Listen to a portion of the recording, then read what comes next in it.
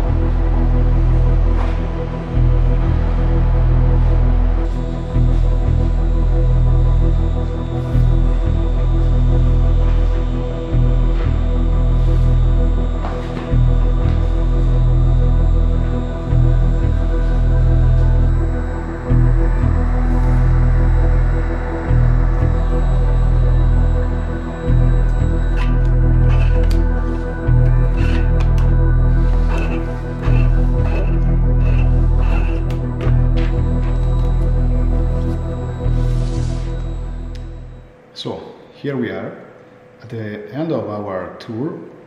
We can show the final result of our product, the final result with step-by-step of production and with all the quality control of our product. This is a simple test that you can do it with all our product. So I guess this is not the cheapest way and the fastest way to make a knife, but it looks like it's worth it because it leads to this kind of quality at the end of the process. Yes, it is.